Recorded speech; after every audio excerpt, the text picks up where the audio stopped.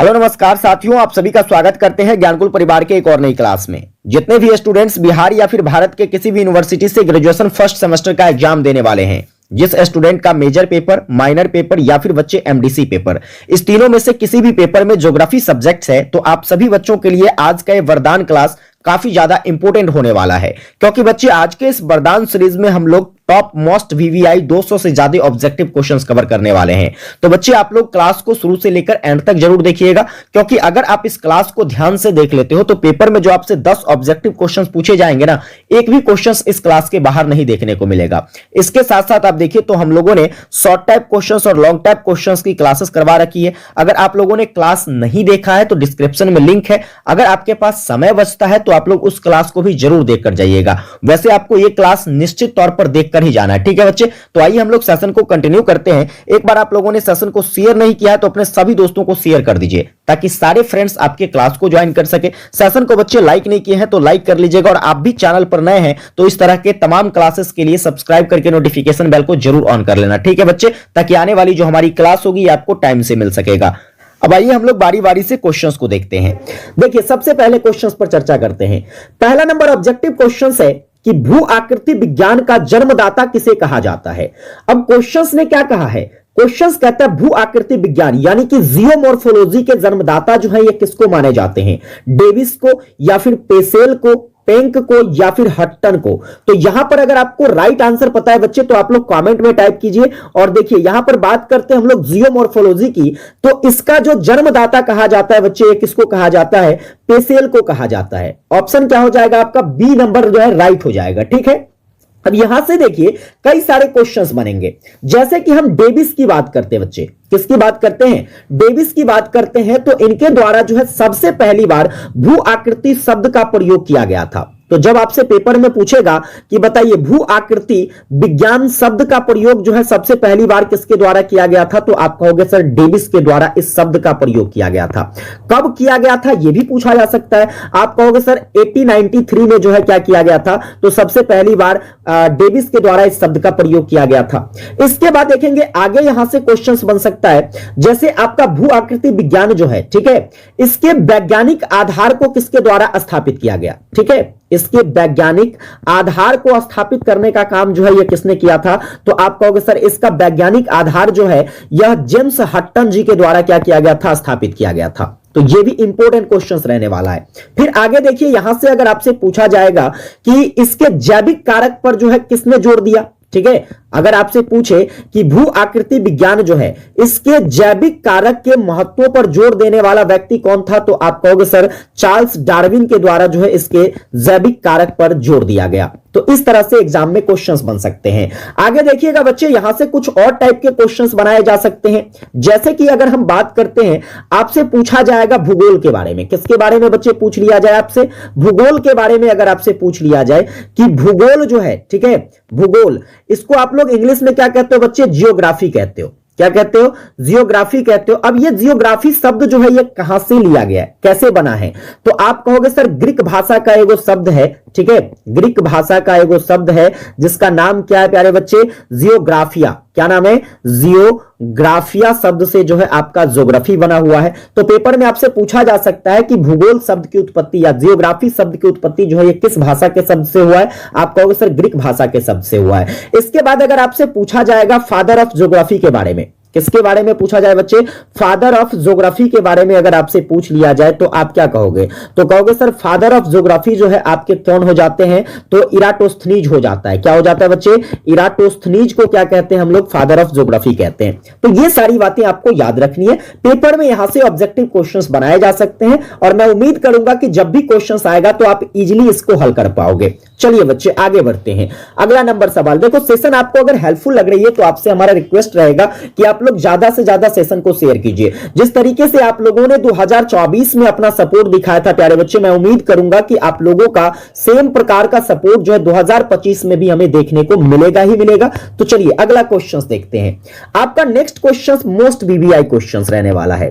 कहता है a text book of geomorphology के लेखक कौन है, यानी कि ये जो बुक है आपका a text book of geomorphology, इसको किसके द्वारा लिखा गया है।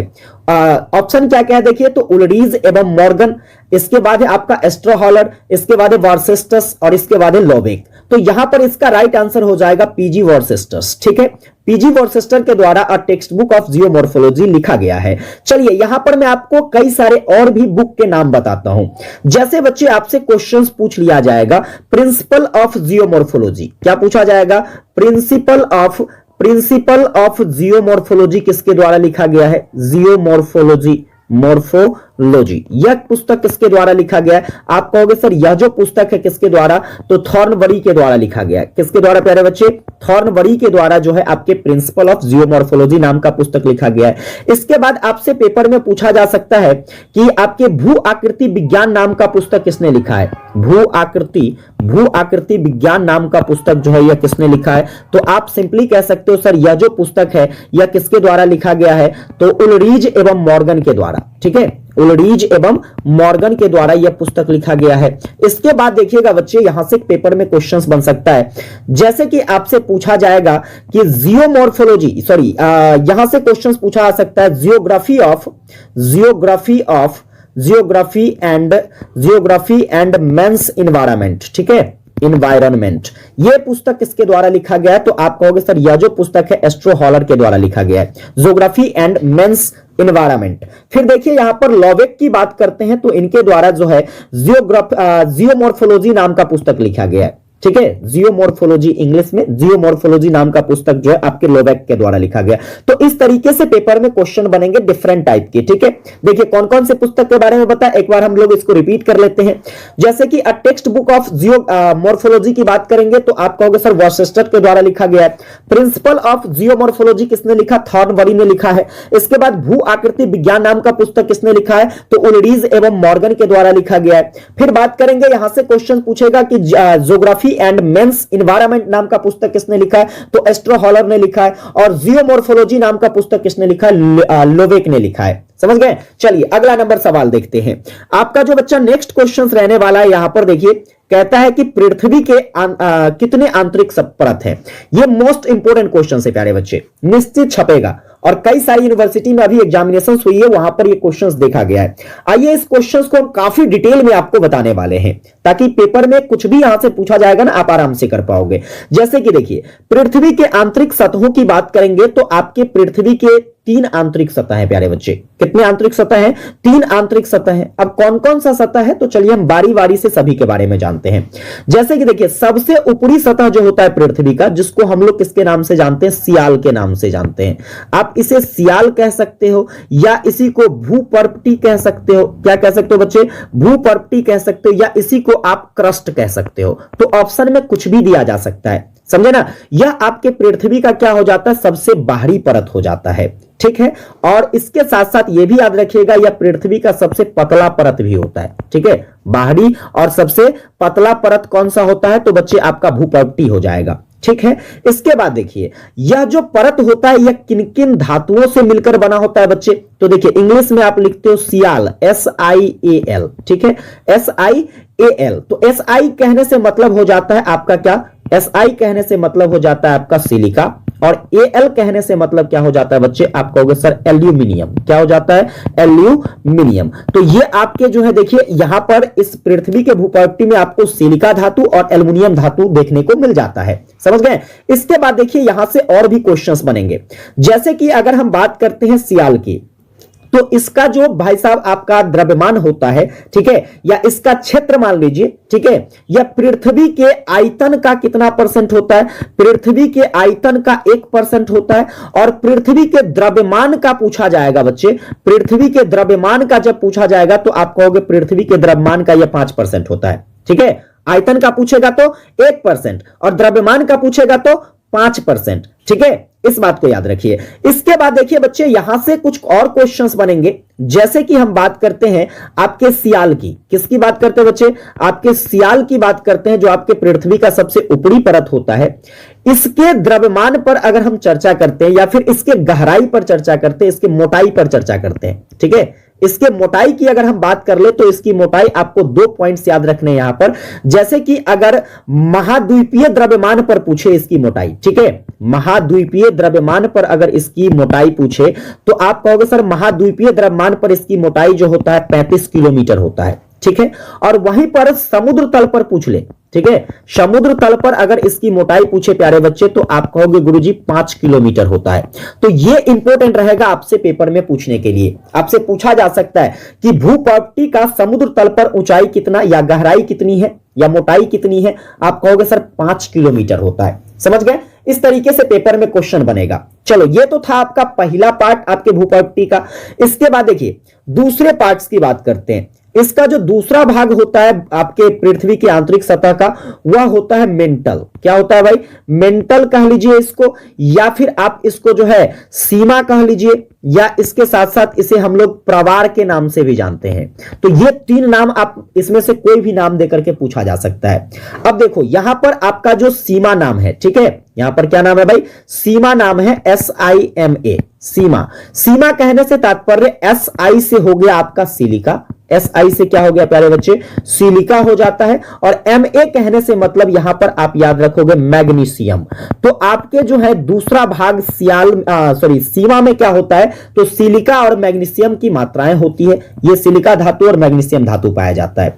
इसके साथ देखिए यहां से पेपर में क्वेश्चन बनेगा, जैसे कि बच्चे हम अगर इसके द्रव्यमान की बात करें, किसकी बात करें बच्चे?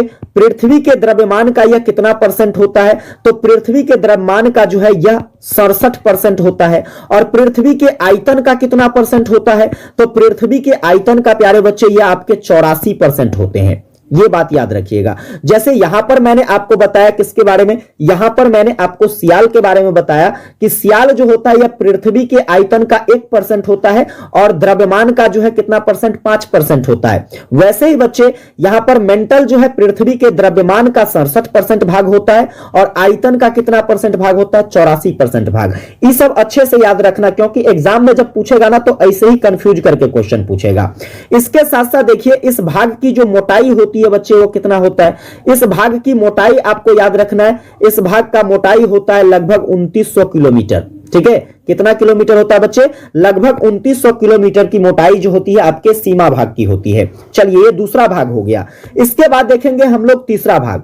तीसरा भाग को बच्चे हम लोग नीफे कहते हैं। क्या कहते हैं? नीफे कहिए इसी को, या फिर इसी को क्रोड कहा जाता है। क्या कहा जाता है बच्चे? नीफे या क्रोड कहा जाता है। अब देखो नीफे कहने से मतलब है NIFE, NIFE। दैट मींस नीफे से मतलब है, NI से मतलब है आपका निकेल, NI से मतलब क्या बच्चे? निकेल, और FE से मतलब है आपका लोहा। यानी कि जो पृथ्वी का सबसे आंतरिक परत होता है बच्चे, उसमें निकेल धातु और लोहे धातु होते हैं। समझ गए? चलिए इसके साथ साथ यहां पर देखिएगा, अगर हम इसके बारे में चर्चा करें तो यह पृथ्वी के आयतन का कितना परसेंट होता है? तो पृथ्वी के आयतन का प्यारे बच्चे यह 15% भाग होता है। और पृथ्वी के द्रव्यमान का कितना परसेंट भाग होता है? तो पृथ्वी के द्रव्यमान का प्यारे बच्चे यह 30% भाग होता है। समझ गए? सेम प्रकार से ये परसेंटेज वाला चीजें जो है आपको अच्छे से याद रखना है। जैसे मैंने आपको बार बार बताया, सियाल जो होता है यह पृथ्वी के आयतन का 1% और द्रव्यमान का 5%। वैसे ही देखिए यहां पर आपका जो सीमा है, सीमा पृथ्वी के द्रव्यमान का 67%, आयतन का 84%। वैसे ही आपका नीफे जो होता है यह आयतन का 15% और द्रव्यमान का बच्चे 30% होता है। क्लियर है बच्चे? चलिए, तो ये सारी बातें आपको किसके बारे में याद रखना है? पृथ्वी के आंतरिक परत के बारे में याद रखना है। आगे बढ़ते हैं, हम लोग देखेंगे अगला नंबर सवाल आपका क्या रहने वाला है। अगला नंबर क्वेश्चन कहता है महाद्वीपीय विस्थापन सिद्धांत के प्रतिपादक कौन है? अब यह भी लोग बड़ा ही इंपॉर्टेंट क्वेश्चन है जो कि कई बार यूनिवर्सिटी एग्जाम में पूछा गया है। महाद्वीपीय विस्थापन सिद्धांत, इस सिद्धांत का प्रतिपादन जो है प्यारे बच्चे आपके अल्फ्रेड वेगनर के द्वारा किया गया था। किसके द्वारा? अल्फ्रेड वेगनर के द्वारा महाद्वीपीय विस्थापन सिद्धांत का प्रतिपादन किया जाता है। कब किया जाता है? तो आपका आंसर होगा सर 1912 ईस्वी में किया जाता है। लेकिन देखो यहां से आपके पेपर में और भी डिफरेंट टाइप के क्वेश्चंस पूछे जा सकते हैं। जैसे कि हम बात करेंगे यहां पर, जैसे कि देखिए यहां पर आपसे प्लेट विवर्तनिकी के बारे में पूछा जा रहा है, तो प्लेट विवर्तनिकी के बारे में पूछ लिया जा सकता है। प्लेट विवर्तनिकी सिद्धांत किसने दिया था? ठीक है, प्लेट विवर्तनिकी का सिद्धांत किसने दिया? तो आप कहोगे सर प्लेट विवर्तनिकी का सिद्धांत जो है टूजो विल्सन ने दिया था। किसने दिया था? टूजो विल्सन ने दिया था। कब दिया था बच्चे? 1967 ईस्वी में। एक सिद्धांत तो आपका यहां पर महाद्वीपीय विस्थापन सिद्धांत हो गया, जो कि वैगनर ने दिया था 1912 में। फिर प्लेट विवर्तनिकी का सिद्धांत किसने दिया था? टूजो विल्सन ने दिया था 1967 में। ये दो बात याद रखिएगा। चलिए अगला नंबर सवाल देखते हैं। अगला नंबर सवाल यहां पर देखिए, कहता है कि महाद्वीपीय विस्थापन सिद्धांत को स्पष्ट करने वाला जो सबसे नवीनतम सिद्धांत रहा है वो कौन सा सिद्धांत रहा है? अब देखो ऑप्शन क्या क्या है, टेलर का सिद्धांत, वैगनर का सिद्धांत, चतुष्फलक का सिद्धांत या फिर प्लेट विवर्तनिकी का सिद्धांत। तो सिंपली बच्चे याद रखेंगे, महाद्वीपीय विस्थापन के जो सिद्धांत है उसमें कई सारे सिद्धांत देखने को मिलते हैं, लेकिन जो सबसे नवीनतम सिद्धांत है वो है आपका प्लेट विवर्तनिकी का सिद्धांत। कौन है प्यारे बच्चे? प्लेट विवर्तनिकी का सिद्धांत। अब यहां पर मैंने पहले ही आपको बता दिया है, अभी कुछ देर पहले बताया कि प्लेट विवर्तनिकी का सिद्धांत किसने दिया भाई? तो ये आपका टूजो विल्सन ने दिया बच्चे। किसने दिया? टूजो विल्सन ने जो है प्लेट विवर्तनिकी का सिद्धांत कब दिया था? आप कहोगे सर 1967 ईस्वी में दिया था। लेकिन देखो यहां से क्वेश्चंस काफी सारे बनेंगे। जैसे प्लेट विवर्तनिकी की बात होती है तो प्लेट विवर्तनिकी की जो अवधारणा रही थी प्यारे बच्चे, प्लेट विवर्तनिकी की अवधारणा जो रही थी, इसको सबसे पहली बार किसके द्वारा प्रतिपादित किया गया? तो इसको प्रतिपादित करने वाले जो व्यक्ति थे प्यारे बच्चे वो कौन थे? प्रोफेसर हैरी हॉन्स थे। कौन थे? प्रोफेसर हैरी हॉन्स के द्वारा क्या किया गया? तो बच्चे इसका जो है अवधारणा यानी कि कंसेप्ट का प्रतिपादन किया गया। कब किया गया? तो 1960 ईस्वी में। ठीक है, तो दो तरह के क्वेश्चन बन गए। पहला बात कि प्लेट विवर्तनिकी सिद्धांत का प्रतिपादन किसने किया? तो टूजो विल्सन ने किया। और प्लेट विवर्तनिकी की अवधारणा, प्लेट विवर्तनिकी की अवधारणा का जो प्रतिपादन है किसने किया था? तो प्रोफेसर हैरी हेंस ने किया था। कब किया था? 1960 ईस्वी में। इसके बाद देखिए यहां से एक और क्वेश्चन बनेगा। एक और क्वेश्चन जैसे कि बच्चे हम बात करें, ये आपने अभी जो प्लेट शब्द सुना है, ठीक है, इस प्लेट शब्द को सबसे पहली बार किसने प्रयोग किया था? तो प्लेट शब्द का सबसे पहला प्रयोग जो है प्यारे बच्चे टूजो विल्सन के द्वारा किया गया। किसके द्वारा? प्लेट शब्द का सबसे पहला प्रयोग किसके द्वारा? टूजो विल्सन जी के द्वारा किया गया। कब किया गया था? तो 1956 में किया गया था। ठीक है, 1965 में। ठीक है, 56 नहीं, 1965 में किया गया था। तो यह बात याद रखिएगा। चलिए आगे देखते हैं अगला सवाल क्या है आपका। देखिए यहां पर 5 ऑब्जेक्टिव क्वेश्चंस और सभी का मैंने डिटेल एक्सप्लेनेशन बता दिया। मैं उम्मीद करूंगा चीजें आपको अच्छे तरीके से समझ में आ रही होगी। अगर आपको ये सारी चीजें अच्छे से समझ में आ रही है प्यारे बच्चे, आप लोगों से ज्यादा तो मैं उम्मीद नहीं करता, बस एक छोटा सा हमारा रिक्वेस्ट रहता है आप लोगों से, सेशन को ज्यादा से ज्यादा शेयर कीजिए। ठीक है, बिल्कुल फ्री ऑफ कॉस्ट मैं आपको सारी चीजें उपलब्ध करा रहा हूं, तो आपका दायित्व तो बनता है कि हर एक बच्चों तक क्लास को पहुंचाइए, ताकि हमारा भी यहां पर जो है सपोर्ट देखने को मिले और आप लोगों को भी एक बेहतरीन कंटेंट मिल सके तैयारी करने के लिए। समझ गए ना? अब छठा नंबर ऑब्जेक्टिव क्वेश्चन आपका क्या है? क्वेश्चंस कहता है कि पृथ्वी के उत्पत्ति से संबंधित निहारिका की परिकल्पना यानी कि निहारिका सिद्धांत जो है प्यारे बच्चे, यह किसके द्वारा दिया गया था? अब चलिए अगर हम बात करते हैं निहारिका सिद्धांत की, यह भी इंपॉर्टेंट रहने वाला है आपका क्वेश्चंस। ठीक है, निहारिका सिद्धांत की अगर हम बात करेंगे बच्चे, तो यह सिद्धांत जो है लाप्लास के द्वारा दिया गया था। किसके द्वारा दिया गया था निहारिका सिद्धांत? लाप्लास के द्वारा। कब दिया गया बच्चे? तो आप कहोगे सर यह जो सिद्धांत है यह 1796 ईस्वी में दिया गया था। कब दिया गया था बच्चे? 1796 ईस्वी में। और लाप्लास साहब ने जो सिद्धांत दिया था ना, यह सिद्धांत जो है इससे पहले कांट साहब के द्वारा भी यह सिद्धांत दिया गया था, और इसी कांट के सिद्धांत को क्या किया, संशोधित करके जो है लाप्लास ने पृथ्वी के उत्पत्ति के संबंध में जो है निहारिका सिद्धांत दिया। समझ गए? चलिए इसके बाद देखोगे तो लाप्लास का जो सिद्धांत है प्यारे बच्चे, लाप्लास का सिद्धांत यह एक तारक परिकल्पना पर आधारित है। यह बात याद रखिएगा। आपसे पूछा जा सकता है कि निम्नलिखित में से किसका सिद्धांत जो है यह एक तारक परिकल्पना पर आधारित है, तो आप कहोगे सर यह लाप्लास का सिद्धांत है। क्लियर है? चलिए अगले सवाल को देखते हैं। आपका नेक्स्ट क्वेश्चन कहता है संपूर्ण पृथ्वी का घनत्व कितना है? स्टार लगाइएगा क्वेश्चंस पर। अब संपूर्ण पृथ्वी के घनत्व की बात करेंगे बच्चे, तो आपका यहां पर क्या हो जाएगा? 5.5 ग्राम सेंटीमीटर क्यूब। ठीक है, 5.5 ग्राम सेंटीमीटर क्यूब जो है ये आपका क्या है बच्चे? तो पृथ्वी का जो है घनत्व होता है संपूर्ण पृथ्वी का। अब देखो पेपर में यहां से कई टाइप के क्वेश्चन बनेंगे। अब कई टाइप के क्वेश्चंस कैसे बन सकते हैं? जैसे कि पेपर की बात करें तो आपसे क्वेश्चंस पूछा जा सकता है भूपर्वती का घनत्व। किसका घनत्व पूछा जा सकता है बच्चे?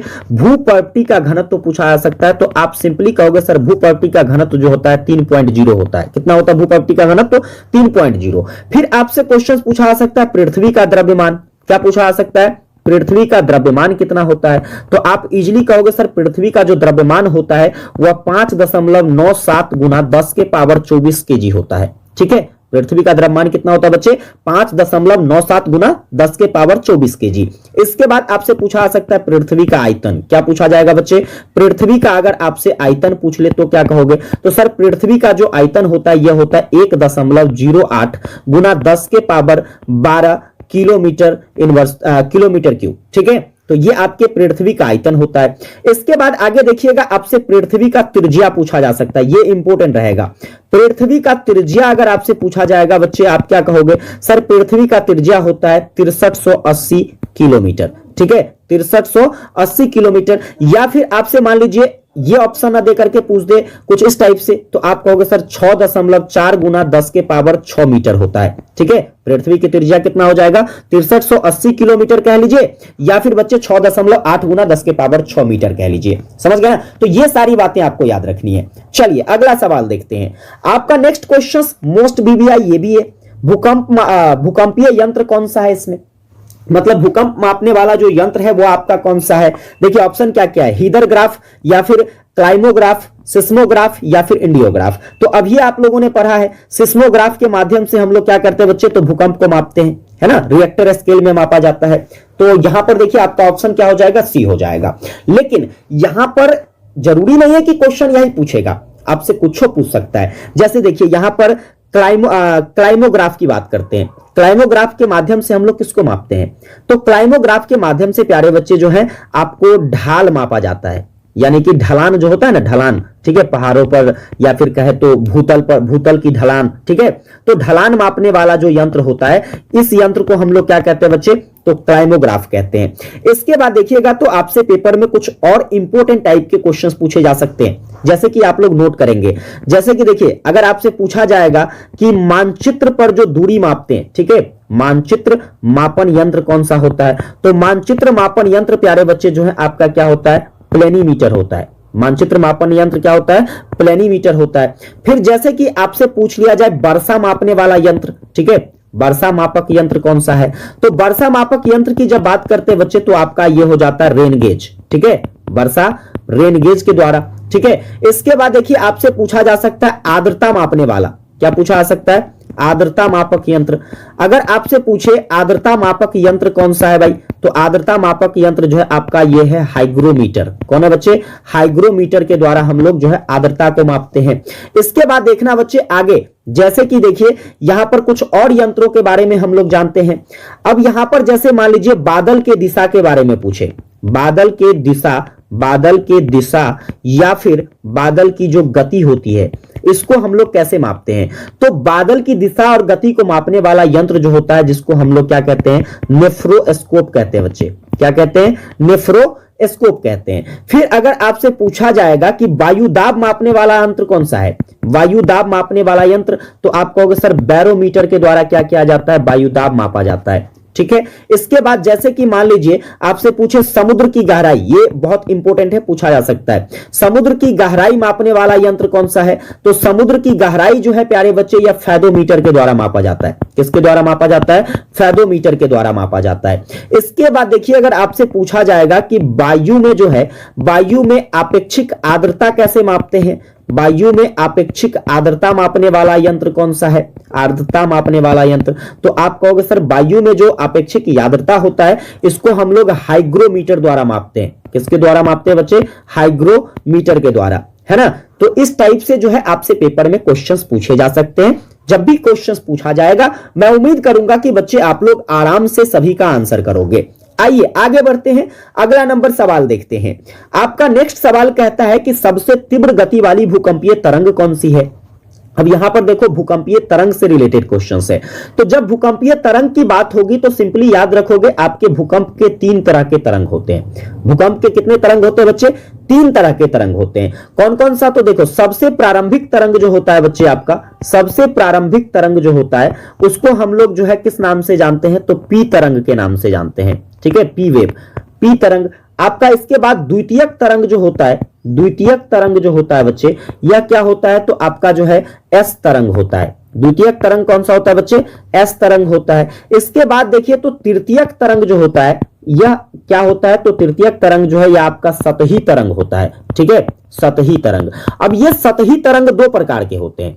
एक तो आपका होता है एल तरंग, ठीक है, और एक होता है आपका रेले तरंग, ठीक है, एल तरंग और रेले तरंग, जिसको हम लोग आर तरंग के नाम से भी जानते हैं। तो ये आपको याद रखना है। इसमें देखिए तो सबसे विनाशकारी तरंग जो होता है बच्चे वो कौन सा होता है, तो सबसे विनाशकारी तरंग आपका जो है एल तरंग होता है। आप सतही तरंग भी कह सकते हो। तो सबसे विनाशकारी तरंग के बारे में जब पूछेगा, सबसे विनाशकारी तरंग के बारे में पूछेगा, विनाशकारी तरंग के बारे में आप कहोगे सर एल तरंग होगा। और सबसे कम विनाशकारी कौन होगा भाई, सबसे कम विनाशकारी जो है आपका जो है क्या हो जाएगा, पी तरंग हो जाएगा। समझे? तो यहां पर देखिए अब क्वेश्चंस ने आपको कहा कि इसमें जो है कौन सा ऐसा तरंग है जो तरंग काफी तेजी से गति करता है। तो प्रारंभिक तरंग जो होता है प्यारे बच्चे, पी तरंग जो होता है, ये सबसे काफी तेजी से गति करता है। समझ गए? चलिए एक बार आप लोग हमको कमेंट करके बताइएगा। मैंने आपको पिछले क्लास में ऐसे पढ़ाया है, आप लोगों ने अगर हमारी क्लास देखी होगी बच्चे तो आप लोगों को पता होगा कि बताइए भूकंप की तरंग जो है बच्चे, यह क्या कहते हैं, भूकंप का वो कौन सा तरंग है जो सबसे पहले भूपृथ्वी तक पहुंचता है। ठीक है, भूकंप का वो कौन सा तरंग है जो सबसे पहले भूपृथ्वी तक पहुंच जाएगा। चलिए कमेंट करके बताइएगा फटाफट से। आगे हम लोग देखेंगे अगला ऑब्जेक्टिव क्वेश्चन क्या है। अगला क्वेश्चन कहता है निम्न में से कौन सक्रिय ज्वालामुखी है, मतलब एक्टिव ज्वालामुखी की बात करी जा रही है। इसमें कौन जो है आपका सक्रिय ज्वालामुखी है। जैसे कि देखिए विस्ट्रीवियस है, वैनर आइलैंड है, पोपा है और एस्ट्रावॉली है। तो अगर हम बात करें एक्टिव ज्वालामुखी की, सक्रिय ज्वालामुखी की बच्चे, तो आपका एस्ट्रावॉली हो जाएगा। कौन हो जाएगा? एस्ट्रावॉली जो है ये आपका सक्रिय ज्वालामुखी है।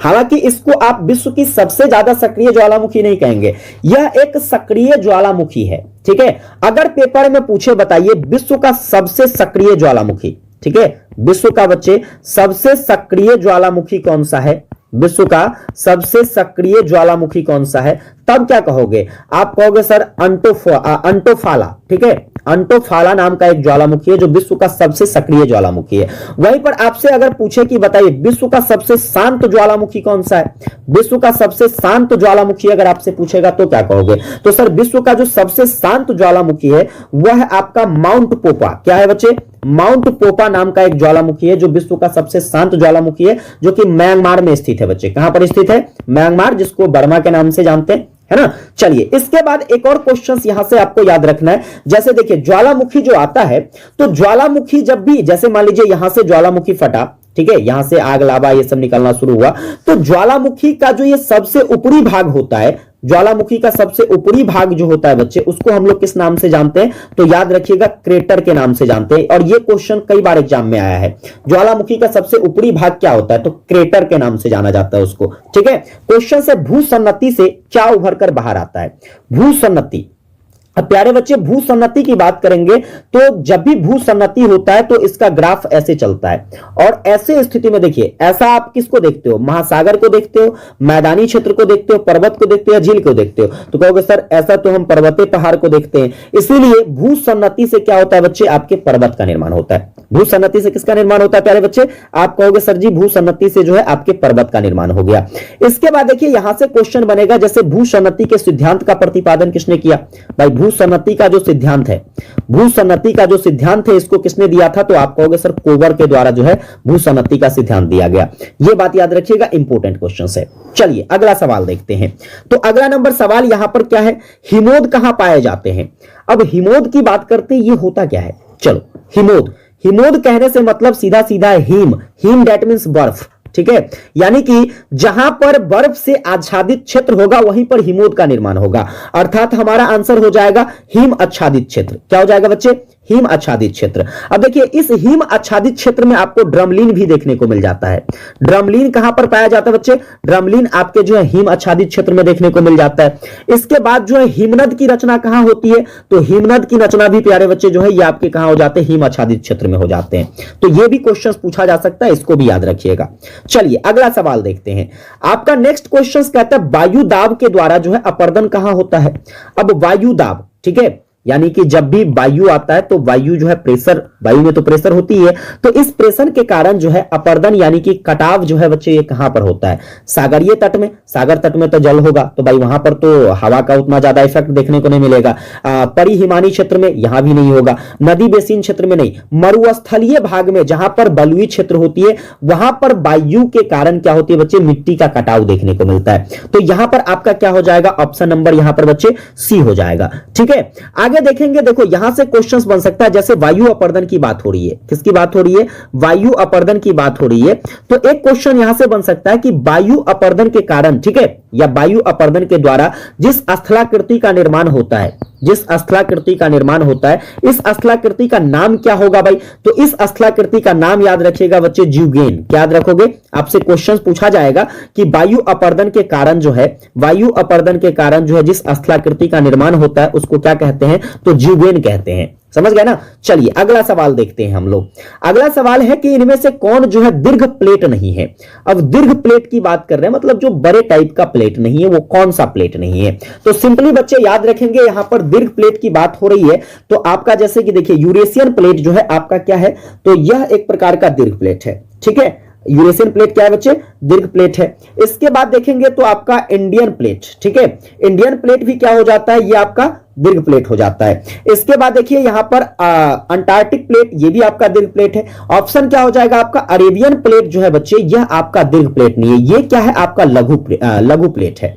अब देखो आप कुछ प्लेटों के बारे में याद रखिए, जैसे कि हम दीर्घ प्लेट की बात कर रहे हैं, जैसे कि किसकी बात कर रहे हैं बच्चे, दीर्घ प्लेट की। तो कुछ दीर्घ प्लेट का नाम याद रखोगे, जैसे कि आपका देखो तो यहां पर एक, तो यहां पर क्या हो गया, ये सब के सब जो है आपके क्या है, तो दीर्घ प्लेट है, ठीक है, ये सब के सब क्या है, दीर्घ प्लेट है। इसके साथ साथ देखोगे तो और भी कई सारे दीर्घ प्लेट है, जैसे कि आपका हो जाता है क्या, जैसे कि आपका हो जाता है, अगर दीर्घ प्लेट की बात करें तो नजका प्लेट हो जाता है। क्या हो जाता है, नजका प्लेट हो जाता है। इसके बाद जैसे कि आपका जो है फिलिपीन प्लेट हो जाता है। इसके बाद आप देखोगे तो अरब प्लेट हो जाता है। तो ये सब आपके बच्चे जो है किसके अंतर्गत आ जाएगा, तो ये सब दीर्घ प्लेट के अंतर्गत। वहीं पर लघु प्लेट की बात करेंगे बच्चे, तो लघु प्लेट में आपका जैसे कि अफ्रीका प्लेट आ जाएगा। क्या आ जाएगा, अफ्रीका प्लेट। जैसे कि आपका जो है अंटार्कटिका प्लेट आ जाएगा, है ना, क्या आ जाएगा, अंटार्कटिका प्लेट। जैसे कि आपका जो है यूरेशियन प्लेट आ जाएगा। क्या आ जाएगा बच्चे, यूरेशियन प्लेट। तो ये सब आपके जो है लघु प्लेट के अंतर्गत आ जाएगा। चलो अगला नंबर देखते हैं।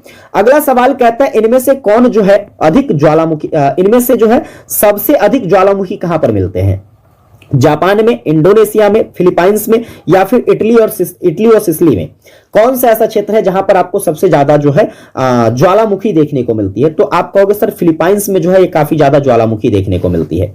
अब ये तो ज्वालामुखी क्षेत्र हो जाएगा। वहीं पर अगर आपसे पूछे बताइए कहां जो सबसे अधिक भूकंप देखने को मिलता है, सबसे अधिक भूकंप वाला क्षेत्र कौन सा हो जाएगा, आप कहोगे सर पूर्वी एशिया में जो है सबसे ज्यादा भूकंप देखने को मिलता है। ठीक है, पूर्वी एशिया में क्या देखने को मिलता है, सबसे ज्यादा आपको भूकंप देखने को मिलता है। क्वेश्चन से भूगोल शब्द की उत्पत्ति जो है ये किस भाषा के शब्द से हुई है।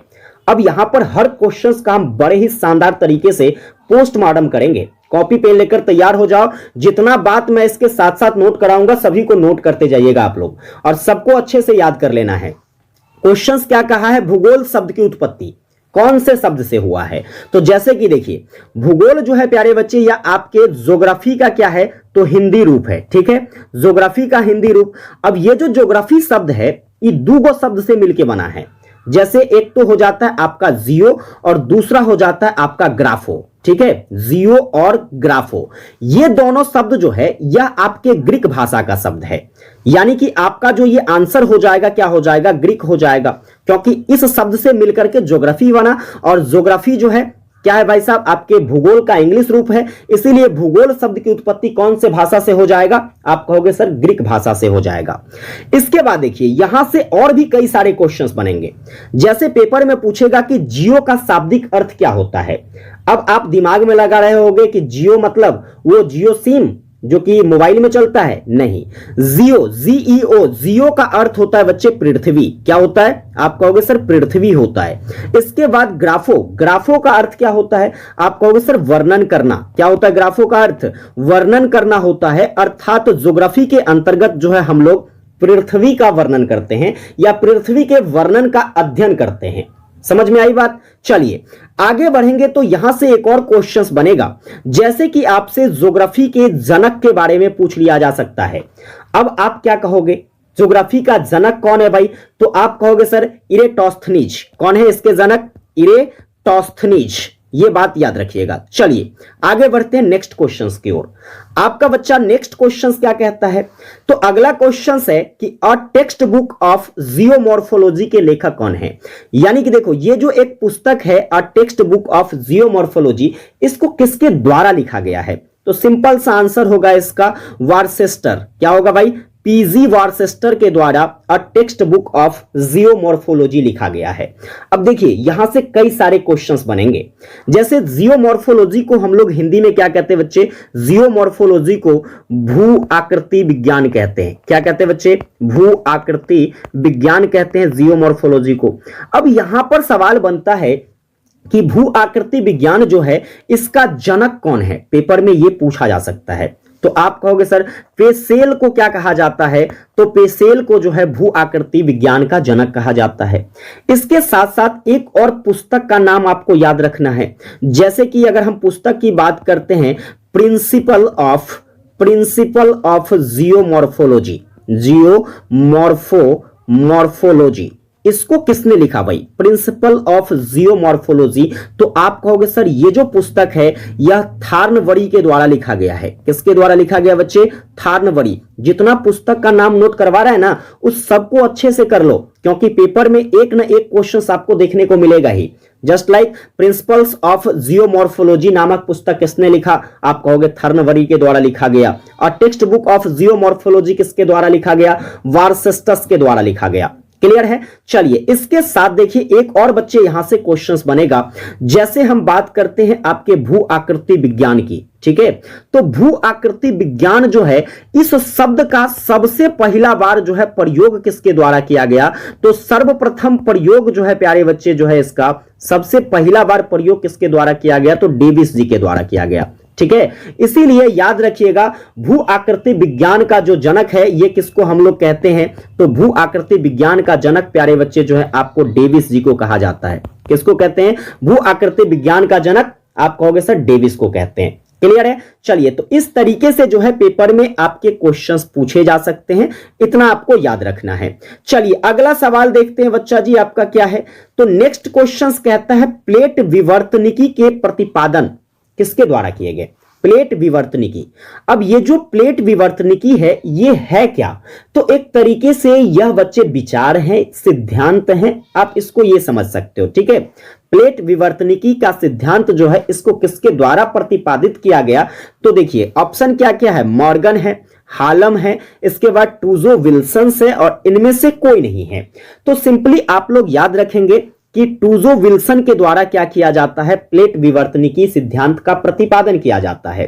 कब किया जाता है बच्चे? तो देखो प्लेट शब्द का जो सबसे पहला उपयोग है, प्लेट शब्द का प्यारे बच्चे जो सबसे पहला उपयोग है टूजो विल्सन जी करते हैं। और कब करते हैं? तो 1955 ईस्वी में करते हैं। ठीक है, तो यहीं से आपके प्लेट विवर्तनिकी का सिद्धांत जो है निकल करके आता है।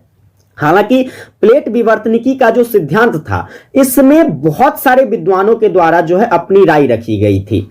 जैसे बच्चे देखिए इसके बाद आपका जो है मैकेजी आता है। कौन आता है? मैकेजी आता है। फिर आपका जो है पार्कर आता है। और इस दोनों के द्वारा बच्चे जो है कब? तो 1967 ईस्वी में क्या किया जाता है? तो प्लेट विवर्तनिकी के संबंध में जो है अपनी राय रखी जाती है।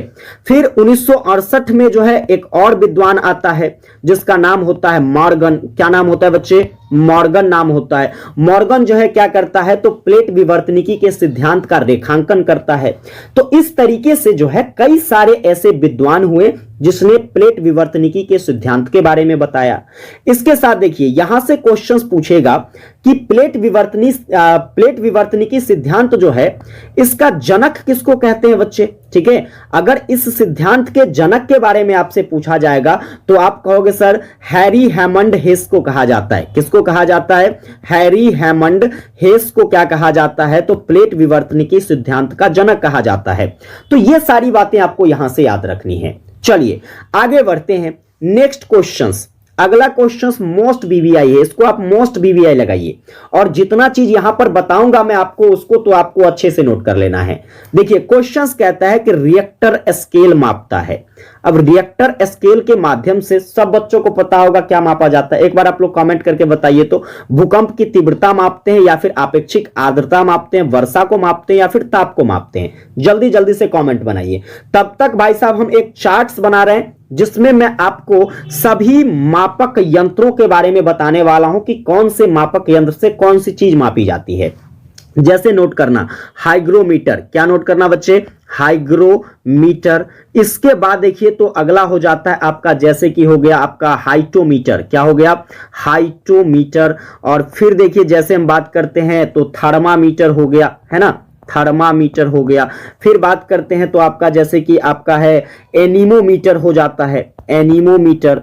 फिर देखिए तो जैसे कि एनीमोमीटर के साथ साथ जैसे कि आपका हो जाता है प्लेनीमीटर, क्या हो जाता है, प्लेनीमीटर हो जाता है। चलिए आगे देखते हैं, यहां से और भी कई सारे प्रश्न बनेंगे, जैसे कि आपका पायरोमीटर हो गया, है ना, पायरोमीटर हो गया। फिर देखिए तो यहां से जैसे कि आपका फैदोमीटर है, जो कि काफी इंपॉर्टेंट रहेगा आपके लिए, फैदोमीटर। फिर देखिए आपका वैरोमीटर हो जाता है ना, वैरोमीटर। इसके बाद देखिए तो आगे आगे क्या हो जाएगा, जैसे कि हम कहते हैं आपका जो है नेफ्रोस्कोप हो गया, नेफ्रोस्कोप। और आगे देखिए जैसे कि आपका जो है सिस्मोग्राफ हो जाता है, क्या हो जाता है बच्चे, सिस्मोग्राफ। अब ये सारे रिएक्टर, ये जो आपके स्केल्स हैं, इस स्केल से कौन कौन सी चीजों को मापा जाता है, हम लोग इसके बारे में जान लेते हैं। पेपर में यहां से एक क्वेश्चन तो आप लोग कंफर्म कर लो कि पूछा ही जाएगा। जैसे देखिए रिएक्टर स्केल की बात हो रही थी, तो भैया इससे जो है हम लोग भूकंप के झटके को मापते हैं। किसको मापते हैं भाई, भूकंप के झटका को किससे मापा जाता है, तो रिएक्टर स्केल से मापा जाता है। इसके बाद देखिए हाइग्रोमीटर है। अब हाइग्रोमीटर से हम लोग किसको मापते हैं, तो सापेक्षिक आर्द्रता को बच्चे जो है हाइग्रोमीटर से मापा जाता है। ठीक है, आपका जो रिलेटिव ह्यूमिडिटी है उसको हम लोग हाइग्रोमीटर में मापते हैं। वर्षा की मात्रा को प्यारे बच्चे हाइटोमीटर में मापा जाता है ना, जिसको हम लोग वर्षा मापी यंत्र कहते हैं। इसके बाद जो इसके और भी कई सारे नाम है, जैसे यूडोमीटर हो गया, जैसे जो है आपका क्या कहते हैं तो प्लूवियोमीटर हो जाता है ना, प्लूवियोमीटर। तो ये सब जो है वर्षा मापने का यंत्र है। थर्मामीटर से हम लोग ताप को मापते हैं। इसके बाद देखिए एनीमोमीटर की बात करते हैं, तो एनीमोमीटर से प्यारे बच्चे जो है हम लोग किसको मापते हैं, तो हवा की गति को मापते हैं। ठीक है, हवा की गति को किससे मापते हैं, आप कहोगे सर एनीमोमीटर से मापते हैं। इसके बाद देखिए प्लेनीमीटर की बात करते हैं, तो प्लेनीमीटर से जो है हम लोग मानचित्र जो होता है ना, जिसपे पूरे विश्व का जो आकलन होता है, पूरा यहां पर जो है उसका ग्राफ बना होता है, तो मानचित्र पर क्षेत्रफल मापने के लिए, मानचित्र पर क्षेत्रफल मापने के लिए बच्चे जो है हम लोग किसका उपयोग करते हैं, तो प्लेनीमीटर का उपयोग करते हैं। आगे चलिए, आगे जैसे पायरोमीटर है, तो पायरोमीटर की सहायता से जो है हम लोग उच्च तापमान को मापते हैं। ठीक है, उच्च तापमान को किससे मापते हैं बच्चे, तो पायरोमीटर में मापते हैं। इसके बाद जो है आपका फैदोमीटर, जो कि काफी इंपॉर्टेंट रहेगा।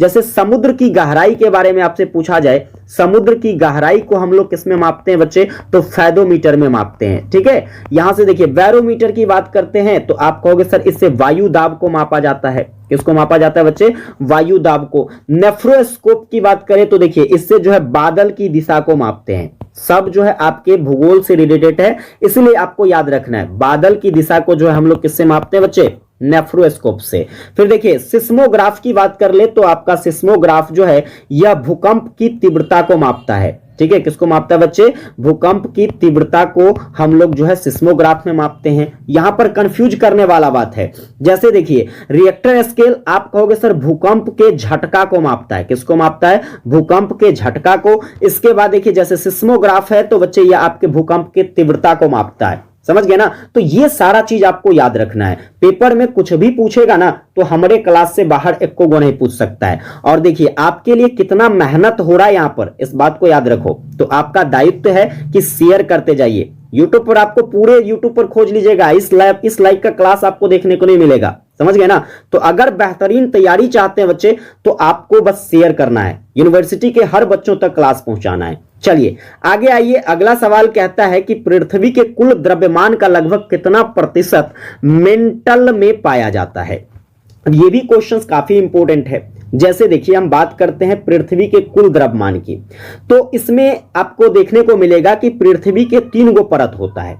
पृथ्वी का कई गो परत होता है बच्चे, आप कहोगे सर 3 गो परत होता है। सबसे ऊपरी परत जो होता है, जिसको हम लोग भूपर्वती कहते हैं बच्चा, क्या कहते हैं, पृथ्वी के सबसे ऊपरी परत को भूपर्वती कहते हैं, या इसको जो है सियाल भी कहा जाता है। क्या कहा जाता है, सियाल। और फिर देखिए जैसे कि इसका जो मध्य पटल होता है, मध्य पटल को हम लोग जो है मेंटल कहते हैं, बीच में जो आता है उसको मेंटल कहते हैं, या इसको सीमा के नाम से भी हम लोग जानते हैं, ठीक है। और जो सबसे नीचे होता है उसको हम लोग क्रोड कहते हैं, या इसको जो है नीफे भी कहा जाता है, ये भी याद रखिएगा। तो ये तीन आपके जो है क्या हो जाते हैं, तो पृथ्वी के पटल हो जाते हैं, समझ गए। अब इन तीन पटलों में बच्चा जी देखिए यहां पर याद रखना, जैसे कि क्वेश्चंस पूछा है मेंटल, मेंटल यानी कि सीमा, ठीक है। सीमा जो है यह पृथ्वी के कुल द्रव्यमान का कितना प्रतिशत होता है, तो आप कहोगे सर 68% होता है। कितना परसेंट, अब मेंटल आदमी है तो सबसे ज्यादा तो चीजों को रखेगा ही, है कि नहीं। तो यानी कि आपका जो है मेंटल कितना परसेंट हो गया, 68% हो गया। इसके बाद देखिए जैसे कि हम बात करते बच्चे आपके किसकी, तो क्रोड की बात कर लेते हैं। किसकी बात करते हैं, क्रोड की बात करते हैं। तो यह आपका 31%, कितना परसेंट बच्चा, 31%। और आपका जो भूपर्वती है, ठीक है, जिसको हम लोग क्रस्ट कहते हैं, क्रस्ट जो है प्यारे बच्चे यह आपका 1%, कितना परसेंट है, 1%। ये सब बात याद रखना है, ये परसेंटेज वाला क्वेश्चंस भी कई बार जो है पेपर में आया हुआ है। चलिए हम लोग आगे बढ़ते हैं। देखिए अगला सवाल यहां से क्या बनता है, आपका अगला सवाल भी जो है पृथ्वी के परत से ही है। जैसे देखिए सियाल की बात करते हैं, अभी आपको बताए हैं सियाल जो कि भूपर्वती कहते हैं जिसको, और यह आपके जो है पृथ्वी का सबसे ऊपरी परत माना जाता है। तो यहां पर जो ये जो सियाल शब्द है, इस शब्द का सबसे पहला बार प्रयोग किसके द्वारा किया गया था, तो सिंपल याद रखोगे आप लोग जो है सुएस साहब के द्वारा क्या किया गया था। तो सबसे पहले 100 से सुएस और 100 से सियाल, इतना तो याद रख सकते हैं, समझिए। चलिए अब यहां पर ये जो आपका सियाल है, इस सियाल का नामकरण जो है किस आधार पर किया जाता है, तो देखो सियाल, सियाल कहते हैं। तो यहां पर आप देखोगे कि SI और AL आता है, ठीक है। तो SI कहने का मतलब देखिए यहां पर जो है SI कहने का मतलब होता है सिलिका, ठीक है। सिलिका का संकेत क्या होता है, SI होता है। और AL एल्युमिनियम का संकेत होता है। ये सब आप साइंस में पढ़े होंगे, है ना। और ज्योग्राफी तो प्यारे बच्चे आपका जो है अधिकतर साइंस ही है। तो यहां पर सिलिका और एल्युमिनियम के बने होने के कारण जो है इसका नामकरण सियाल किया जाता है, समझ गए। तो ये बात याद रखिएगा। चलिए आगे बढ़ते हैं। अगला सवाल ये भी आपके देखिए तो पृथ्वी के परत से ही रिलेटेड है। अब कहता है इसमें कौन पृथ्वी का परत नहीं परत है, तो ये देखते तुम लोग कह दोगे सियाल है, हाँ है, सीमा है तो बिल्कुल है, नीफे है तो बिल्कुल है, यानी कि इनमें से सभी इसका आंसर हो जाएगा। लेकिन ये लल्लू पंजो वाला सवाल नहीं है, बड़ा खतरनाक सवाल है भाई। यहां से देखो किस टाइप के क्वेश्चंस मैं आपको बताने वाला हूं। जैसे कि देखिए यहां पर पृथ्वी के 3 परतों को आपने देखा। सबसे पहला देखा सियाल। अब ये जो सियाल है आपसे पूछा जा सकता है कि बताओ यह किस किस से मिलकर के बना है। तो सियाल में भाई साहब आपको 2 तरह के धातु दिखेंगे जो कि मैंने आपको अभी बताया है। एक तो आपका SI यानी कि सिलिका, और AL यानी कि एल्यूमिनियम। क्या, एल्यूमिनियम, ठीक है। ये 2 बात याद रखोगे। इसके बाद बच्चे देखिए जैसे कि आपका सीमा है, ठीक है, सीमा। अब सीमा है तो आप लोग लिखते हो क्या, सीमा को लिखते हो SIMA, SIMA। तो SI कहने का मतलब यहां भी आपका सिलिका हो जाएगा, और MA कहने का मतलब जो है, हालांकि देखिए तो मैग्नीशियम का संकेत जो होता है Mg होता है, लेकिन आप लोग यहां पर MA से मैग्नीशियम याद रखोगे, समझ गए। तो ये आपका जो है सिलिका और मैग्नीशियम के मिलने से क्या बन गया, सीमा बन गया। एक और पार्ट से आपका जैसे कि नीफे। अब नीफे की बात करते हैं तो NIFE होता है। तो नीफे से यहां पर तात्पर्य हमारा जैसे कि देखो NI कहने से हो गया आपका निकेल, NI कहने से क्या हो गया, निकेल हो गया। और FE कहने से फेरस यानी कि लोहा, FE कहने से बच्चे लोहा। तो ये बात आपको याद रखना है कि कौन सा परत जो है यह किन किन धातुओं के मिलने से बना हुआ है। पेपर में यहां से क्वेश्चंस भी आता है। चलिए अगले सवाल की ओर हम लोग बढ़ते हैं। तो हमारा जो नेक्स्ट क्वेश्चन कहता है कि पृथ्वी की उत्पत्ति से संबंधित निहारिका सिद्धांत किसने दिया भाई, निहारिका सिद्धांत। सिंपल सा आंसर होगा इसका लाप्लास, ठीक है। निहारिका सिद्धांत किसने दिया बच्चे, लाप्लास ने दिया। कब दिया, तो 1796 ईस्वी में। कब दिया था, 1796 ईस्वी में। और देखिए लाप्लास जी के द्वारा जो ये निहारिका का सिद्धांत दिया गया था, यह सिद्धांत जो है यह आपके कांट जी के सिद्धांत पर आधारित था। किसके सिद्धांत पर, तो आप कहोगे सर कांट के सिद्धांत पर जो है यह आधारित था, समझ गए। इसके बाद चलिए, इसके बाद जो आपका ये सिद्धांत है इसको हम लोग जो है एक तारक परिकल्पना से संबंधित मानते हैं। किससे मानते हैं? ये जो आपका निहारिका सिद्धांत है जो कि लाप्लास जी के द्वारा दिया गया था, इसको एक तारक परिकल्पना के सिद्धांत से हम लोग संबंधित मानते हैं। समझ गए? चलिए आगे देखेंगे।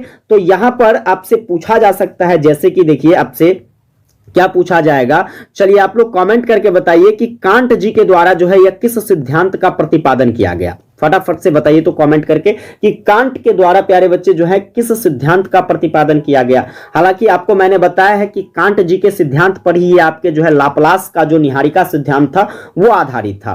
तो आप लोग ये भी बता दो, कमेंट में लिखो फटाफट से। चलिए अगले सवाल की ओर हम लोग बढ़ते हैं। तो आपका अगला सवाल कहता है यह कथन किसका है? यह जो स्टेटमेंट है यह किसका है? स्टेटमेंट क्या है? तो मुझे पदार्थ दो, मैं तुम्हें दिखाऊंगा कि उससे पृथ्वी कैसे बनती है। अब ये भी देखो, इस टाइप के भी पेपर में क्वेश्चंस जो है एक ना एक देखने को मिलेंगे ही, स्टेटमेंट वाला, कि कौन सा स्टेटमेंट जो है यह किसके द्वारा कहा गया है। तो स्टेटमेंट क्या याद रखोगे बच्चे? मुझे पदार्थ दो, मैं तुम्हें दिखाऊंगा उससे पृथ्वी कैसे बनती है। यह स्टेटमेंट किसका था? तो आपका आंसर होगा सर यह स्टेटमेंट जो है कांट साहब का था। किसका था बच्चे? कांट का। चलिए इसके बाद देखिए यहां पर एक नाम है जेम्स और जेफ्रे। जेम्स और जेफ्रे के बारे में याद रखिएगा, इनके द्वारा जो है एक तारक सिद्धांत का प्रतिपादन किया गया था। एक तारक सिद्धांत का प्रतिपादन किसने किया बच्चे? तो आप कहोगे सर जेम्स और जेफ्रे ने किया था। चलिए आगे देखते हैं। 10वां ऑब्जेक्टिव क्वेश्चन आपका क्या है? क्वेश्चन कहता है संपूर्ण पृथ्वी का घनत्व क्या है? संपूर्ण पृथ्वी, जो हमारी ये पृथ्वी है उसका डेंसिटी क्या है, घनत्व क्या है? तो आप लोग याद रखिएगा 5.5। ठीक है, पृथ्वी का घनत्व कितना हो जाता है? 5.5 हो जाता है। इसके बाद देखो यहां से जो क्वेश्चंस बनेगा, जैसे मैं पूछ लूं पृथ्वी के त्रिज्या के बारे में, किसके बारे में पूछूं बच्चा जी? पृथ्वी के त्रिज्या के बारे में पूछ लूं तो आप आराम से कहोगे सर 6370 किलोमीटर जो है यह क्या है? तो पृथ्वी की त्रिज्या मानी जाती है। इसके बाद अगर हम भूपृष्ठ का घनत्व पूछ ले तो भूपृष्ठ का घनत्व, ठीक है, तो भूपृष्ठ के घनत्व के बारे में जब पूछेगा तो आप कहोगे सर 2.75 होता है। इसके बाद चलिए यहां से क्वेश्चंस बन सकता है कि पृथ्वी का वह कौन भाग है जहां पर सर्वाधिक घनत्व होता है? भाई पृथ्वी का वह कौन भाग है जहां पर सबसे ज्यादा घनत्व देखने को मिलता है? तो वह है आपका आंतरिक क्रोड। जैसे कि पृथ्वी के 3 परत बताए ना, उसमें जो है आपका सबसे आंतरिक क्रोड जो है उस क्रोड पर आपको जो है सबसे अधिक घनत्व देखने को मिलता है। अब देखिए 11 नंबर क्वेश्चन क्या है? 11 नंबर क्वेश्चन कहता है कि निम्नलिखित में से कौन सा भूकंपीय तरंग जो है यह पृथ्वी के क्रोड से होकर गुजर सकती है। सवाल क्या बन रहा है? भूकंपीय तरंग के बारे में पूछा जा रहा है। अब आओ मैं आपको सारे भूकंपीय तरंग का पोस्टमार्टम करके बताता हूं। जैसे देखिए यहां पर भूकंपीय तरंगों की बात करते हैं बच्चा जी, तो भूकंपीय तरंग जो होते हैं ये 3 प्रकार के होते हैं। ये भी पेपर में पूछा जा सकता है कि भूकंपीय तरंग कितने प्रकार के होते हैं? आप कहोगे गुरुजी 3 प्रकार के होते हैं। अब देखिए यहां पर कौन कौन सा तरंग होता है? तो जैसे कि आपका एक हो जाता है पी तरंग, दूसरा हो जाता है आपका एस तरंग, और तीसरा जो है वो आपका क्या हो जाता है? तो एल तरंग हो जाता है। ये 3 प्रकार के भूकंपीय तरंग हो गए। अब देखो इस तीनों प्रकार के भूकंपीय तरंग के बारे में अगर हम बात करें तो सबसे अधिक तीव्र गति से चलने वाला जो तरंग है वो कौन सा है? तो पी तरंग है। इसकी चाल की बात करते हैं तो आप याद रखोगे 7.8 किलोमीटर प्रति सेकंड, यानी कि लगभग जो है 1 सेकंड में यह 7.5 किलोमीटर से ज्यादा दूरी तय कर लेता है। इसके बाद जो आपका एस तरंग है प्यारे बच्चे, एस तरंग की जो वेग होती है वह 4 किलोमीटर पर सेकंड होता है। ठीक है, और आपका जो एल तरंग है, एल तरंग का जो वेग होता है यह 1.5 से लेकर के 3 किलोमीटर पर सेकंड इसका वेव होता है। तो ये तीनों आपको याद रखने हैं। पेपर में क्वेश्चंस पूछा जा सकता है कि पी तरंग की जो चाल होती है वो कितनी होती है? आप कहोगे गुरुजी 7.8 किलोमीटर प्रति सेकंड होता है। समझ गए ना? सबसे प्रारंभिक तरंग आपका पी तरंग हो जाता है, द्वितीयक आपका एस तरंग हो जाता है, और सबसे सतही तरंग जो होता है वह आपका जो है एल तरंग होता है। तो ये भूकंपीय तरंग हो गया। अब देखो सबसे अधिक गति से कौन जा रहा है? तो वह आपका जो है पी तरंग जा रहा है। तो स्वाभाविक सी बात है कि भाई जो जितना गति से जाएगा वह उतने ही पृथ्वी के गहराई तक पहुंच पाएगा, और पृथ्वी के सबसे केंद्रीय भाग जो होता है जिसको हम लोग क्या कहते हैं? क्रोड कहते हैं, या इसी को नीफे कहा जाता है। ठीक है, अब यहां तक कौन पहुंचेगा? तो आप कहोगे सर पी तरंग पहुंचेगा। ठीक है, कौन पहुंचेगा बच्चे? पी तरंग पहुंच जाएगा। चलिए अब यहां से कुछ और क्वेश्चंस बनेंगे। जैसे कि हम क्वेश्चंस की बात करते हैं तो देखो एल तरंग देखने में छोटा लागे घाव करे गंभीर वाली बात जानते हो ना आप लोग। तो एल तरंग जो है बच्चे देखो इसकी चाल स्वाभाविक सी बात है कि भाई बहुत कम है, 1.5 से लेकर के 3 किलोमीटर पर सेकंड ही चलता है यह, लेकिन यह काफी विनाशकारी माना जाता है। तो आपसे पेपर में पूछा जाएगा कि सबसे विनाशकारी तरंग जो होता है वह कौन सा भूकंपीय तरंग होता है, तो आप कहोगे सर सबसे विनाशकारी भूकंपीय तरंग जो है वह एल तरंग है। इसी के कारण जो है बच्चा जी भूकंप आता है। ठीक है, भूकंप किस तरंग के कारण आता है, आप कहोगे सर एल तरंग के कारण आता है।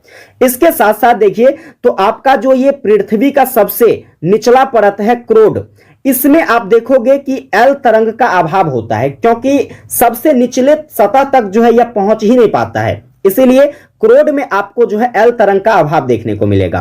तो ये सारी बातें आपको याद रखनी है, पेपर में कहीं से भी क्वेश्चंस पूछा जा सकता है। चलिए अगर चीजें आपको समझ में आ रही है प्यारे भाई, तो आप लोग सेशन को शेयर करते जाओ, ज्यादा से ज्यादा स्टूडेंट्स को क्लास से जोड़िए, क्योंकि हर क्लास के पीछे पता है काफी ज्यादा मेहनत होता है। मैं काफी चीजों को प्रिपेयर करता हूं आपके लिए, तो आपकी भी दायित्व है यहां पर कि ज्यादा से ज्यादा जो है सेशन को शेयर कीजिए, ज्यादा से ज्यादा बच्चों को क्लास से जोड़ने की कोशिश कीजिए। ठीक है, चलिए आइए हम लोग नेक्स्ट क्वेश्चंस पर चर्चा करते हैं। नेक्स्ट क्वेश्चन आपका कहता है कि निम्नलिखित में से कौन जो है वह सक्रिय ज्वालामुखी है। ठीक है, सक्रिय यानी कि एक्टिव ज्वालामुखी आपका कौन सा है।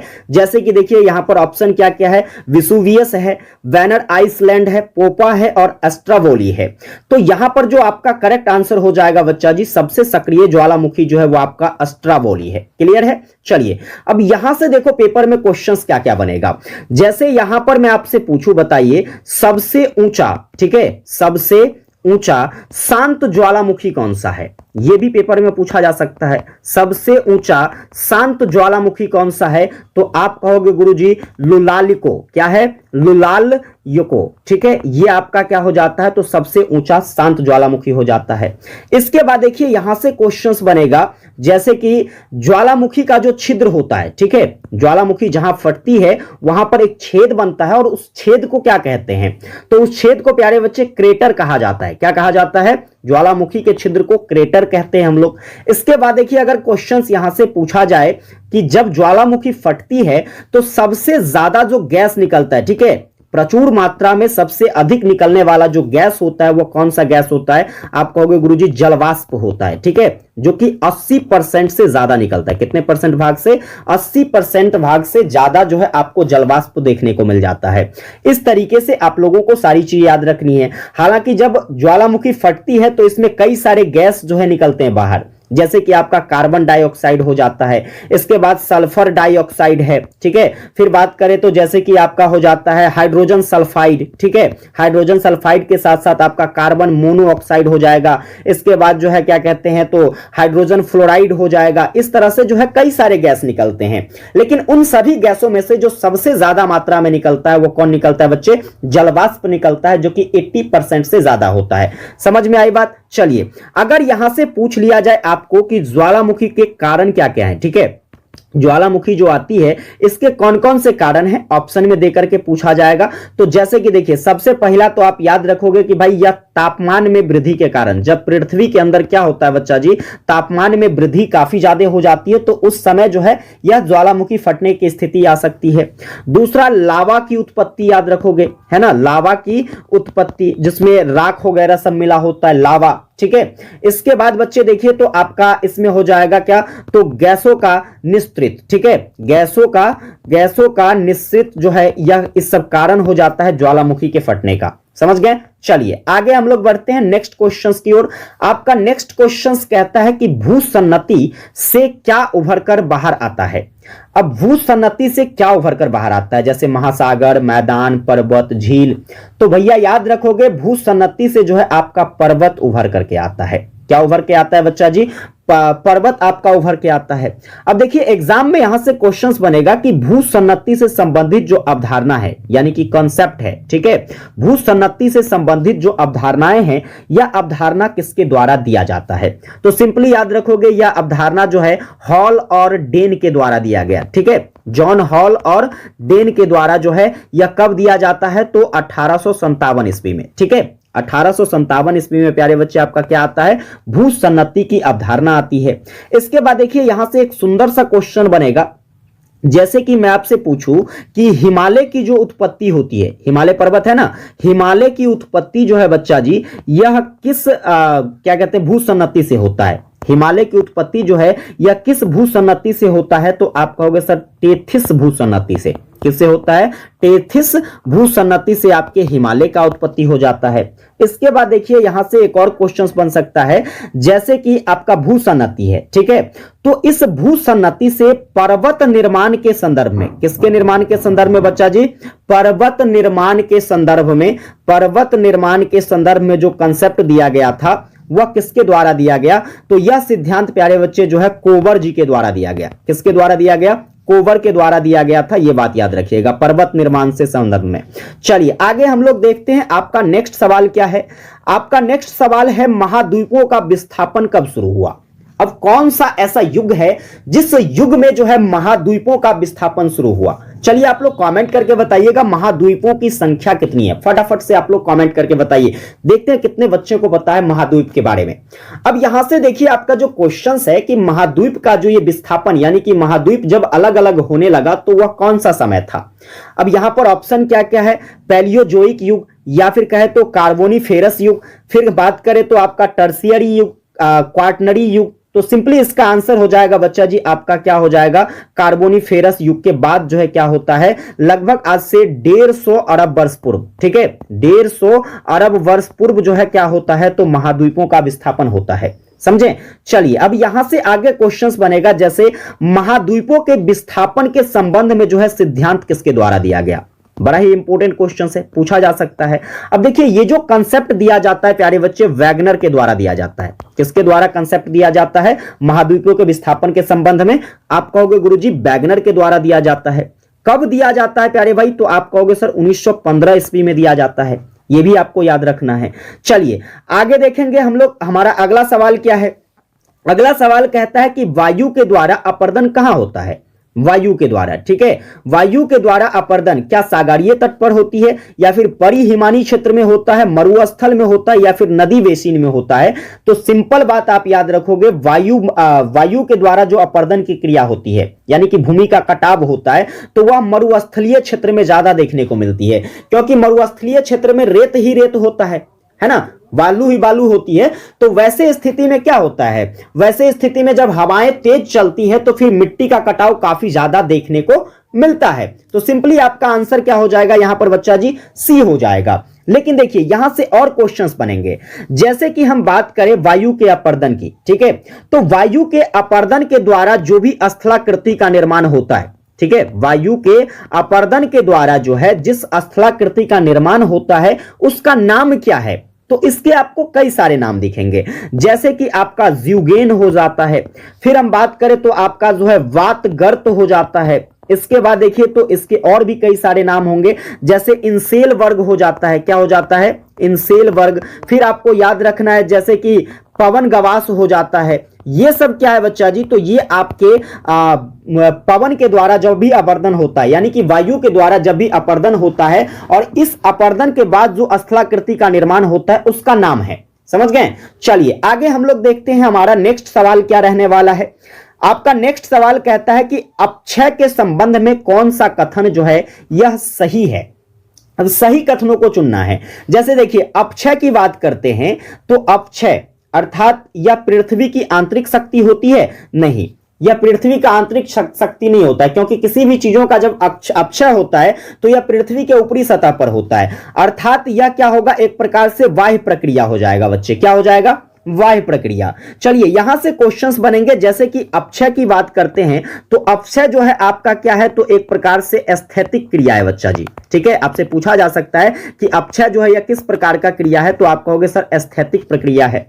इसके बाद देखिए अपक्षय में क्या होता है, तो अपक्षय में चट्टानों का टूट जाना होता है, यानी कि चट्टाने जो है क्या होती है, तो चट्टाने टूटती है। ठीक है, चट्टानों का टूटना जो है यह अपक्षय के कारण होता है। इसके बाद फिर अगर हम बात करेंगे जैसे कि एक हो जाता है आपका अपक्षय, ठीक है, एक हो जाता है आपका अपक्षय और दूसरा हो जाता है आपका अपर्दन। ठीक है, इस दोनों के सम्मिलित रूप का नाम क्या होगा?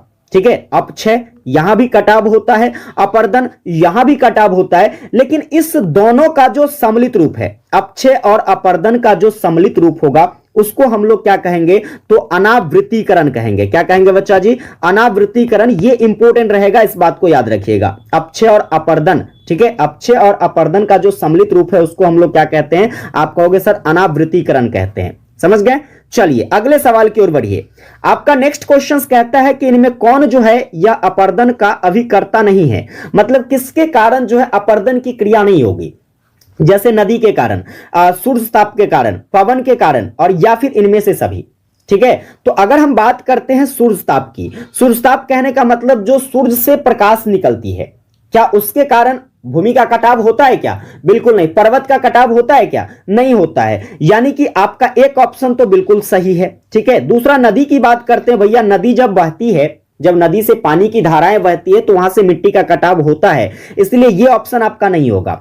पवन से भी अभी आपने देखा है कि मरुस्थलीय क्षेत्रों में क्या होता है बच्चा जी, तो पवन से जो है मृदा अपर्दन होती है, होता है कि नहीं। तो यानी कि आपका ऑप्शन क्या हो जाएगा यहां पर, ए आपका बिल्कुल करेक्ट हो जाएगा कि ए जो है आपका, जैसे कि सूर्यताप या अपर्दन का क्या है, अभिकर्ता नहीं है। चलिए आगे यहां पर और भी कुछ क्वेश्चंस बन सकते हैं। जैसे कि अपर्दन की बात करते हैं तो अपर्दन का कारक आपका क्या नहीं होगा। ठीक है, अपर्दन के कारक नहीं होने की बात करते हैं तो इसमें विस्थापन की क्रिया आ जाती है, क्योंकि अपर्दन के कारण विस्थापन नहीं होता है। कोई भी चीजें एक दूसरे में अदला बदली नहीं करता है। समझ गए ना। विस्थापन का मतलब क्या होता है, हमारी वाली को तुम रख लो और तुमरे वाले को हम रख लेंगे, है कि नहीं, या फिर तुम्हारी वाली से हमारा सेटिंग हो जाएगा, तुम्हारा काम खत्म। तो इस तरीके की बात नहीं होता है।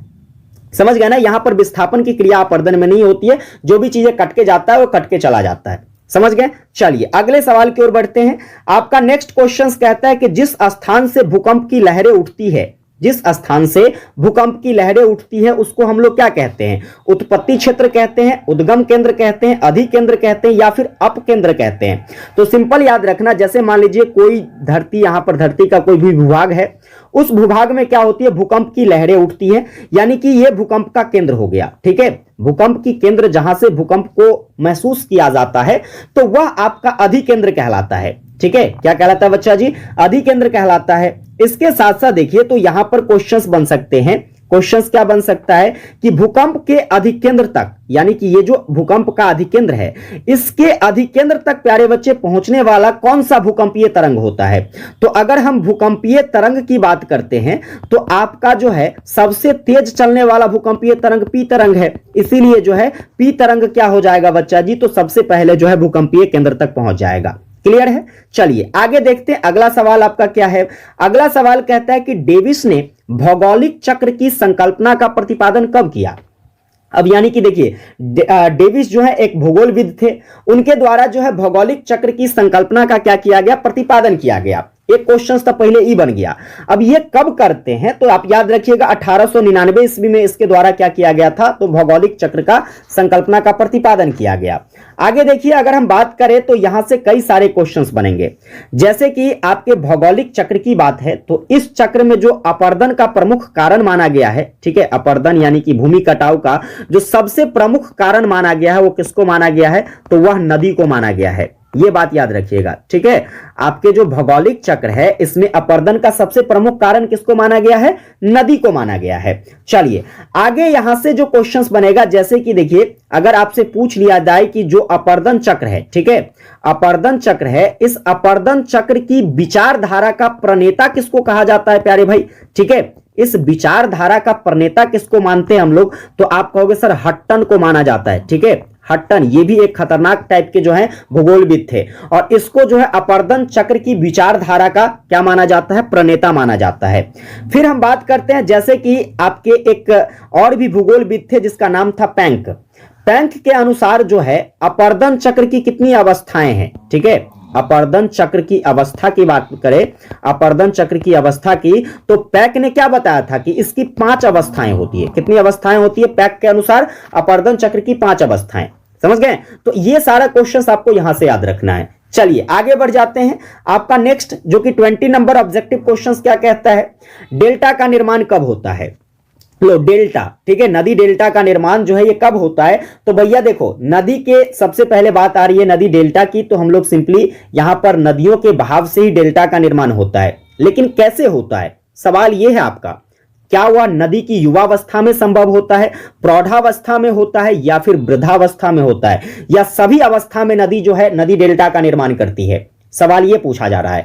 तो सिंपल सा बात याद रखोगे भाई, लोग थम कब जाता है, लोग थमता कब है? जवानी में नहीं, युवावस्था में नहीं, उसके अंदर तो जुनून होता है भाई, वो तो कहेगा कि भाई तुम एक थप्पड़ मारोगे तो हम 4 थप्पड़ मारेंगे। लेकिन लोग शिथिल हो जाता है वृद्धावस्था में, यानी कि जब नदी वृद्धावस्था में होती है, उस अवस्था में शिथिल हो जाने के कारण क्या करती है, तो नदी डेल्टा का निर्माण करती है। क्लियर है? अब देखो ये तीनों क्या है, आपके नदी की अवस्था हो जाती है। अगर आपसे पूछा जाए कि नदी की कितनी अवस्थाएं होती है, तो 3 अवस्थाएं होती है, युवावस्था, प्रौढ़ावस्था जिसको आप परिपक्व अवस्था कह सकते हैं, या फिर कहे तो आपका जो है तीसरा हो जाएगा वृद्धावस्था। समझ गए? नदी जो है आपके युवावस्था में क्या होती है, तो काफी ऊर्जावान होती है, एकदम लहलहाते हुए चलती है और काफी शक्तिमान भी होता है, जिसके कारण यहां पर क्या होती है, तो नदियों की गहराई बढ़ती जाती है। समझ गए? साथ में देखिए प्रौढ़ावस्था में बच्चे जो है नदी यू के आकार का हो जाता है। तो पेपर में क्वेश्चन आता है कि बताइए नदी का जो यू आकार है यह किस अवस्था में होता है, तो प्रौढ़ावस्था में या फिर परिपक्व अवस्था में। समझ गए? इसके बाद जो है डेल्टा का निर्माण जो होता है वह किस अवस्था में होता है, वृद्धावस्था में, क्योंकि नदी इस समय क्या होती है, धीमी पड़ जाती है, शक्तिहीन हो जाता है, यानी कि शांत हो जाता है। समझ गए ना? तो इस टाइप से जो है पेपर में क्वेश्चंस बनाए जा सकते हैं। तो मैं उम्मीद करूंगा कि आप लोगों को जितना भी ऑब्जेक्टिव क्वेश्चंस मैंने अभी कराया है, ये सारे प्रश्न आपको अच्छे से बच्चा जी समझ में आ गया होगा। एक बार भाई लोग आप लोग कमेंट करके बता दो, क्या आप लोगों को ये सारी चीजें समझ में आ गई है? तो हम लोग आगे कंटिन्यू करेंगे क्लास को। अब हम लोग देखते हैं 21 नंबर क्वेश्चंस क्या है। 21 नंबर क्वेश्चंस में कह रहा है कि सुएज ने पृथ्वी के आंतरिक संरचना को कितने भागों में विभाजित किया है। अब सुएज की बात करते हैं तो देखो यह एक भूगोलविद है, यानी कि भूगोल के जानकार को हम लोग भूगोलविद कहते हैं, और उसमें आपका सुएज साहब है। ठीक है, इनके द्वारा क्या किया गया, तो पृथ्वी के आंतरिक संरचना का क्लासिफिकेशन किया गया। अब इसने कितने भागों में इसका क्लासिफिकेशन किया है, ये आपसे क्वेश्चंस पूछ रहा है। तो आप कहोगे सर सुएज के द्वारा जो है पृथ्वी के आंतरिक संरचना को 3 भागों में बांटा गया है। अब ये 3 भाग कौन कौन सा है, तो देखिए हम सबसे पहले भाग की बात करते हैं। तो इन्होंने बताया कि जो सबसे ऊपरी और सबसे पहला भाग होगा पृथ्वी का, वह क्या होगा बच्चे, सियाल होगा। ठीक है, सियाल को आप भूपर्वती भी कह सकते हैं। क्या कह सकते हैं बच्चे, सियाल को हम लोग भूपर्वती के नाम से भी जानते हैं। इसके बाद जो दूसरा भाग था जिसको इन्होंने सीमा का नाम दिया, या इसी को आप लोग मेंटल भी कह सकते हैं, सीमा कहिए या फिर क्या कहेंगे, मेंटल कहेंगे। इसके बाद जो तीसरा भाग था इसको इन्होंने नीफे कहा। ठीक है, और नीफे कह सकते हैं इसे, या फिर क्रोड कह सकते हैं। तो इस प्रकार से जो है 3 भागों में सुएज ने पृथ्वी के आंतरिक संरचना को बांट दिया। अब देखिए यहां पर कई सारे क्वेश्चंस और भी बन सकते हैं, जैसे कि अगर हम बात करते हैं मेंटल की। ठीक है, आपसे अगर पूछ लिया जाएगा कि बताओ मेंटल का जो सबसे ऊपरी परत होता है प्यारे बच्चे, इस ऊपरी परत को क्या कहा जाता है, तो मेंटल के सबसे ऊपरी परत को लिथोस्फीयर कहते हैं बच्चे। क्या कहते हैं, लिथोस्फीयर कहते हैं। अब बताइए आप लोग कमेंट करके फटाफट से। यहां पर देखिए आपका जो सियाल है, सियाल का सबसे ऊपरी परत क्या कहलाता है और नीफे का सबसे ऊपरी परत क्या कहलाता है। मैंने ये चीजें आपको पिछले क्लास में काफी अच्छे तरीके से डिटेल में समझाया था। जल्दी से आप लोग कमेंट करके बताइएगा। इसके बाद देखिए यहां से और भी कई सारे क्वेश्चंस बन सकते हैं, जैसे कि हम बात करते हैं, देखो सियाल की बात करते हैं तो प्यारे बच्चे यह आपका किन किन तत्वों से मिलकर बना हुआ है, सीमा किन किन तत्वों से मिलकर बना हुआ है, और नीफे किन किन तत्वों से मिलकर के बना हुआ है। जल्दी से एक बार आप लोग कमेंट करके बता दीजिए, क्योंकि ये सारी चीजें मैंने आपको पिछले क्लास में पढ़ाया है। अब आइए आगे बढ़ते हैं। नेक्स्ट नंबर क्वेश्चन यहां पर कह रहा है कि हिमनदों की रचना जो है यह कहां होती है, हिमनदों की रचना। ठीक है, अब देखिए हिमनद की बात करते हैं प्यारे बच्चे, तो यहां पर यह आपके हिम आच्छादित क्षेत्रों में जो है निर्मित होता है। हिम आच्छादित क्षेत्र में किसका निर्माण होगा, हिमनद का निर्माण होगा। आगे देखिए यहां पर और भी कई सारे क्वेश्चंस देखते हैं, जैसे कि अगर हम बात करें हिम आच्छादित क्षेत्रों की, तो इसमें जो है बच्चे आपके हिमोद देखने को मिलता है। क्या देखने को मिलता है, हिमोद देखने को मिलता है। इसके साथ साथ इसी क्षेत्र में जो है आपको ड्रमलीन देखने को मिलेगा। तो आपसे क्वेश्चंस पूछा जा सकता है कि ड्रमलीन जो है प्यारे बच्चे यह किस क्षेत्र में पाया जाता है। आप कहोगे सर हिम आच्छादित क्षेत्र में पाया जाता है। हिमोद जो है यह किस क्षेत्र में पाया जाता है, तो हिम आच्छादित क्षेत्र में पाया जाता है। इस तरीके से आपके पेपर में क्वेश्चंस बनाए जा सकते हैं। चलिए अगला सवाल देखते हैं। आपका नेक्स्ट क्वेश्चन कहता है कि पंख किस प्रकार का महासागरीय निक्षेप है। पंख की बात हो रही है और यह एक प्रकार का महासागरीय निक्षेप है, तो किस प्रकार का महासागरीय निक्षेप है। क्या यह तटीय निक्षेप है, गंभीर सागरीय निक्षेप है, ज्वालामुखी निक्षेप है या फिर स्थलीय निक्षेप है? भाई महासागरीय निक्षेप की बात होगी तो यहां पर आपका ये क्या हो जाएगा, गंभीर सागरीय निक्षेप हो जाएगा। ऑप्शन बी यहां पर सही हो जाएगा।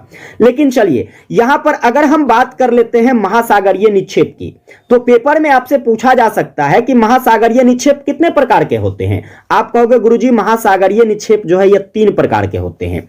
अब वो 3 प्रकार कौन कौन सा होता है, चलिए चर्चा करते हैं। जैसे कि देखिए सबसे पहला आपका हो जाता है कीचड़। क्या हो जाता है?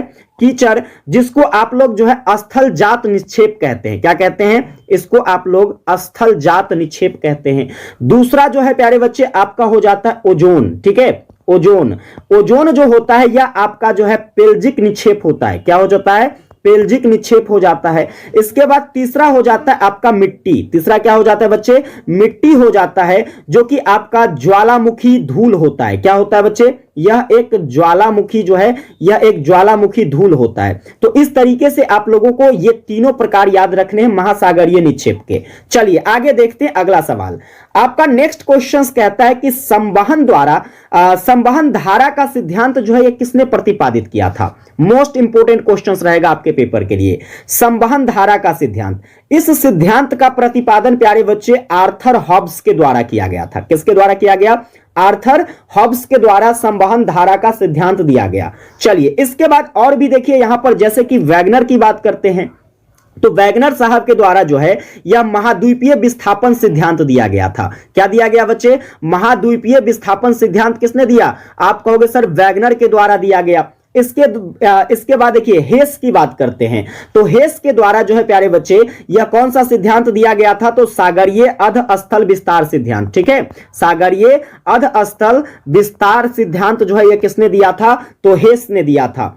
जेम्स जीन्स की बात करते हैं, जेम्स जीन्स के द्वारा जो है ज्वारीय सिद्धांत दिया गया। कौन सा सिद्धांत दिया गया? जेम्स, ज से जेम्स और ज से ज्वारीय सिद्धांत। ठीक है, चलिए इसके बाद और भी क्वेश्चंस बन सकते हैं, जैसे कि जेम्स जीन्स की बात करते हैं तो इसकी दो पुस्तक का नाम आपको याद रखना है जो कि पेपर में पूछा जा सकता है। जैसे कि बात करते हैं, क्वेश्चंस पूछा जाएगा कि द यूनिवर्स अराउंड अस। ठीक है, the universe around us, the universe around us नाम का पुस्तक जो है प्यारे बच्चे किसने लिखा है? तो जेम्स जीन्स ने लिखा है। कब लिखा गया था यह पुस्तक? तो 1929 ईस्वी में लिखा गया था। इसके बाद आपसे पूछा जा सकता है थ्रू स्पेस एंड टाइम। क्या पूछा जा सकता है? थ्रू स्पेस एंड टाइम नाम का पुस्तक जो है प्यारे बच्चे यह किसने लिखा है? तो आप कहोगे सर जेम्स जीन्स के द्वारा लिखा गया। यह पुस्तक कब आया था? तो 1934 में प्रकाशित हुआ था। तो इस तरह से जो है सारे प्रश्नों को आपको याद रखनी है। चलिए अगला सवाल देखते हैं। आपका नेक्स्ट क्वेश्चन कहता है कि हिमानी अपर्दन से निर्मित प्रमुख भू आकृति कौन सा है? ठीक है, हिमानी अपर्दन से निर्मित कह रहा है, तो भाई साहब आपका क्या हो जाएगा? यहां पर नुनाटक हो जाएगा। क्या हो जाएगा? नुनाटक जो है यह आपके हिमानी अपर्दन से बनने वाली एक भू आकृति है। जैसे कि यहां पर देखिए और भी कई सारे ऑप्शन है। ड्रमलिन की बात करते हैं, तो ड्रमलिन जो होता है प्यारे बच्चे यह हिमनद के बहाव के कारण बनता है। किसके कारण?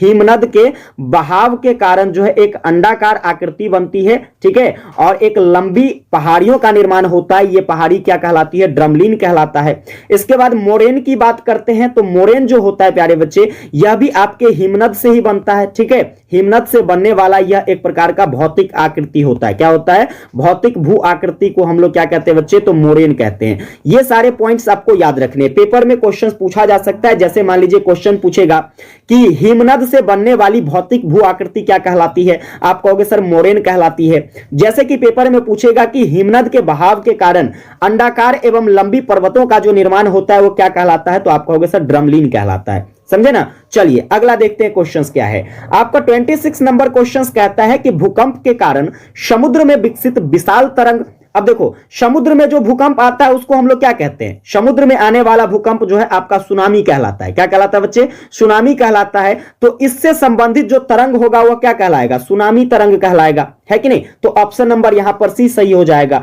इसके बाद चलिए बात हो रही है भूकंप की, तो थोड़ा सा और यहां पर डिटेल में चीजों को समझते हैं।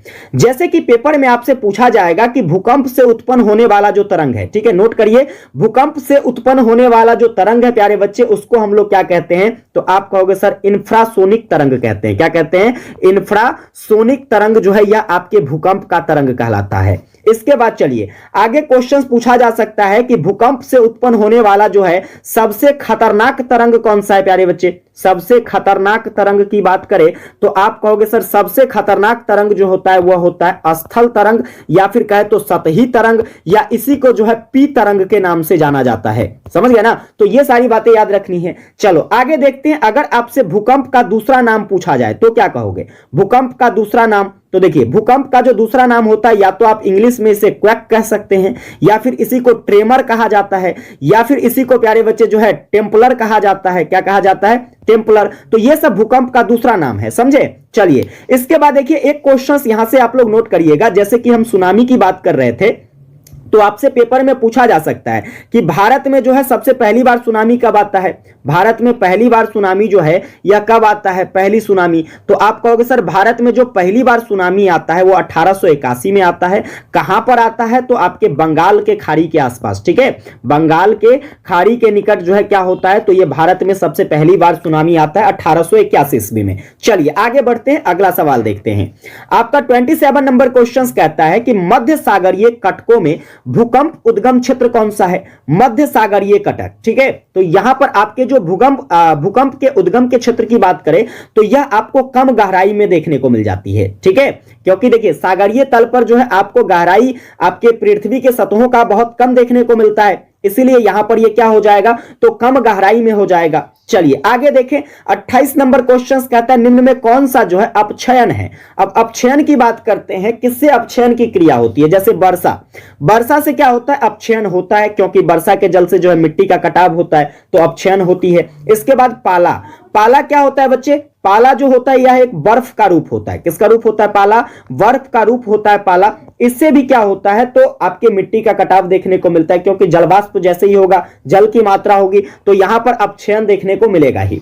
इसके बाद सूर्यताप की बात करते हैं तो सूर्यताप से भी जो है आपको अपक्षयन की क्रिया देखने को मिल जाती है। लेकिन यानी कि यहां पर जो आपका सही आंसर हो जाएगा बच्चे, ये क्या हो जाएगा, ऑप्शन नंबर आपका डी हो जाएगा, इनमें से सभी हो जाएगा, ठीक है। चलिए अगला सवाल देखते हैं। अगला सवाल कहता है ऑक्सीडेशन का सर्वाधिक प्रभाव कहां। ऑक्सीडेशन यानी कि ऑक्सीकरण, हिंदी में इसको क्या कहेंगे, ऑक्सीकरण कहेंगे। इसका जो है सबसे ज्यादा प्रभाव बच्चे कहां पर देखने को मिलता है, लौह खनिज पर, ग्रेनाइट चट्टान पर, चूना पत्थर पर, या फिर आग्नेय चट्टान पर। तो देखिए ऑक्सीडेशन का जो सबसे ज्यादा प्रभाव देखने को मिलता है, यह आप कहोगे सर लौह खनिज पर देखने को मिलता है। ऑप्शन क्या हो जाएगा आपका, ए हो जाएगा। इसके बाद चलिए अगला जो कि 30 नंबर क्वेश्चन कहता है कि अपक्षय क्रिया के लिए उत्तरदायी रासायनिक कारक जो है इसमें से कौन सा नहीं है। मतलब यह है कि अपक्षयन क्रिया के लिए जो है इसमें कौन सा ऐसा रासायनिक पदार्थ है जो उत्तरदायी नहीं होता है। जैसे ऑक्सीजन की बात करते हैं तो भाई अपक्षयन में तो प्यारे बच्चे ऑक्सीजन का होना बहुत ही जरूरी है कि नहीं। जैसे मान लीजिए लोहा है, लोहा पर बच्चे क्या होता है, लोहे की छड़ पर जंग कैसे लगती है, तो जैसे कि इसको हम लोग क्या करते हैं, तो खुले नम वायु की उपस्थिति में जब रख देते हैं, मतलब नमी, इस पर पानी पड़े, इस पर हवा लगे, तो वैसी स्थिति में क्या होता है, यह संक्षारित हो जाता है, इस पर जंग लग जाता है, इसका अपक्षयन हो जाता है कि नहीं। तो ऑक्सीजन का होना तो जरूरी ही है। इसके बाद कार्बन डाइऑक्साइड भी आपके वायुमंडल में देखने को मिलती है, तो कार्बन डाइऑक्साइड का भी होना यहां पर आवश्यक हो जाता है। हाइड्रोजन भी है। इसके बाद देखिए हीलियम की बात करते हैं तो यह आपके अपक्षयन के लिए उत्तरदायी नहीं होता है। समझ गए, ऑप्शन नंबर आपका क्या हो जाएगा बच्चे, डी हो जाएगा। तो इस तरह से जो है आपको ये सारे प्रश्न को अच्छे तरीके से याद कर लेना है। तो फाइनली दोस्तों अभी हम लोगों ने जो 200 से ज्यादा ऑब्जेक्टिव क्वेश्चंस को देखा है, अगर आप इन सभी क्वेश्चंस को अच्छे से समझ लिया है तो निश्चित कर लो कि आपके पेपर में जो 10 ऑब्जेक्टिव टाइप क्वेश्चंस पूछे जाएंगे आप इजीली क्वेश्चंस को हल कर पाओगे। अगर ये क्लासेस आपको हेल्पफुल लगी है, बस आप लोगों से छोटा सा रिक्वेस्ट है, चैनल पर नए हैं, सब्सक्राइब नहीं किए हैं तो सब्सक्राइब करके नोटिफिकेशन बेल को ऑन कर लीजिएगा। सेशन को बच्चे लाइक नहीं किए हैं तो लाइक करके अपने सभी दोस्तों को जरूर शेयर कर देना, ठीक है बच्चे। विशेष आप लोगों से मुलाकात करेंगे हम नेक्स्ट क्लास में, तब तक के लिए जय हिंद।